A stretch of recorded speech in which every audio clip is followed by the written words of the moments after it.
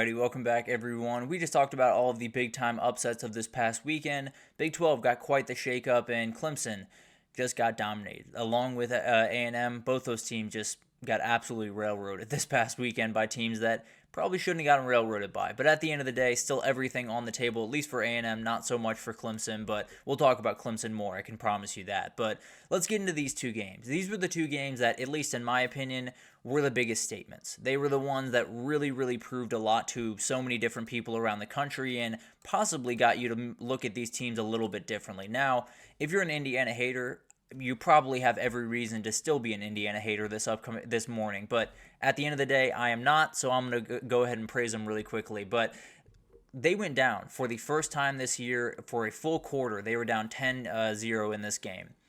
Then they respond with 47 unanswered. It was absolutely insane. It was one of those things where you're thinking, okay, we got a little bit of a dogfight. Indiana's going to have to scratch this one out. Maybe they'll fall for the first time this year. And then they just went to work. It was absolutely incredible. The worry around this team was, how healthy is Curtis Rourke? How healthy is he going to be? Is he going to be ready to throw the ball down the field the way he needs to? He really needed to, and he answered the bell. 19 for 29, 263, 4 touchdowns. That's really good stuff, and it's exactly what he needs. Frankly, that dude should be in the Heisman conversation, but that's a conversation for a totally another day. Those 4 guys up front are making it a little bit tough for some of these other guys to find their way into that conversation. But I think we just have to talk about Indiana as a whole, because we talk about this offense. We know how good it is. Curtis Rourke leading the way. You have Justice Ellison. You have Tyson Lawton, in the backfield. You have tons of talented receivers and Elijah Surratt and plenty of other guys. This defense is for real. Michigan State turned the ball over twice. They totaled under 200 yards in the game. It was remarkable what this defense was able to do, and they're really good on pretty much every level. They have 2 linebackers that are all over the place. They have a D-line that isn't necessarily remarkable or isn't necessarily world beaters, but is plenty formidable. And then you have a number of other guys around that back end that are problems. D'Angelo Pons is one of my favorite players in the entire country, and he's just incredible to watch. At 5'9", he is doing just ridiculous things. And then I'm not sure what more needs to be said about Indiana. I think, everyone has that old tried and true method of who have they played type of energy. I don't much care about that. I'll be totally honest with you. This is a very for real team. They are playing really good football. They're handling business against teams that were not so easy for others to handle business against, like Michigan State. We saw Michigan come in there and essentially get beat, but find a way to win that game. There were so many different teams that have struggled with this Michigan State team this year. Not Indiana. They handle business very efficiently, and it's been the case for pretty much every game they've played this year. So not enough can be said about what Curt Cignetti has done. Obviously, plenty of work to be done. You still have that Ohio State game. You somehow win it. You are firmly in the Big Ten title and firmly in the playoff. You lose it. I still think you should very well be in, but that's one of those things that we'll figure out what happens in November, and maybe, just maybe, the CFP does a very bad thing and leaves out an 11-1 Indiana. I don't know that that'll happen. I wouldn't bet necessarily on that happening, but you know how they work. It could get a little bit wild. How Indiana was able to get this win, I think the ability to respond was probably the biggest thing that stood out to me, because obviously being down 10 early in this game, being down 10 in the first quarter is not all that big of a deal. It's not necessarily the worst thing in the world. Tons of teams have come back from that. It's a place they've never been this entire season. It's a place that they've never looked up at a scoreboard and seen a team have more points than them, which sounds crazy, but that is actually the case. It was the first time they trailed all season, and they didn't just regroup and get the win. They regrouped and dominated this team. They went for 47 unanswered points. They absolutely did whatever they wanted offensively and defensively. That's the other key to the game. This run defense is absolutely for real. Michigan State had 32 carries, negative 36 rush yards. You do include sack yards in that, so take that for what you will. But at the end of the day, outright domination from this Hoosier front seven. All of the pressure was put on Aiden Childs to make the plays, and I think we all understand when that happens, he's not necessarily the guy that's going to will you to a win like this one. So, remarkable performance from them, and man, that front seven is doing really good work against the run game. And then Curtis Rourke stepping up. There's so many different things that could have gone wrong in this game. There's so many different ways that Curtis Rourke wouldn't have been 100%. They had to bring in Taven Jackson, especially if you're down 10-0, and then you have to make a quarterback change. You get a little bit more nervous. he was able to be fully healthy. He was able to fully go into this game and go for over 250, 4 scores, really, really incredible stuff, especially when no running back got over 35 yards rushing. He picked up all of the slack for this team in his first game back. And then where they go from here, I think for Michigan State, this is a tough one, no doubt about that. You do need to win 2 out of the last 3 against Illinois, Purdue, and Rutgers to get bowl eligible. I tend to believe they'll do that, but we'll see what happens there. It would have been a huge win for this program, no doubt about that. I still think they're heading in the right direction. I still think Aiden Childs is a very dangerous player in 2025. But as of right now, you're just missing too much. You just don't necessarily have all the guys that you need on that team. And once you add a couple of receivers to Nick Marsh, once you get that run game going a little bit better and that O-line is a little bit more stout, I think is a very dangerous team under Jonathan Smith. They just missed the mark on Saturday. Moving on to Pitt SMU, a huge, huge game for Pitt.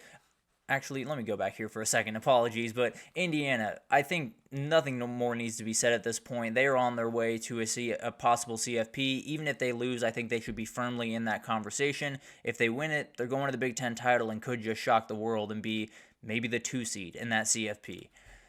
Now moving forward to Pitt SMU, because this was remarkable. This was not not one that was on my bingo card for this game. I'll be totally honest. I thought there were going to be points scored.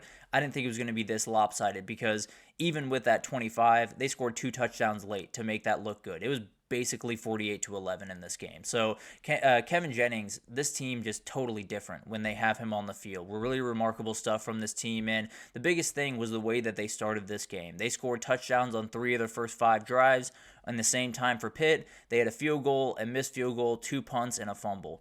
Not necessarily quite the same thing. Not necessarily the same remote execution. So very badly needs to get that on track. And one of those things that you lose this game, you could be an 11-1 team at the end of the year. I don't know what happens in the CFP, but we'll get to that here in a second. But this was domination.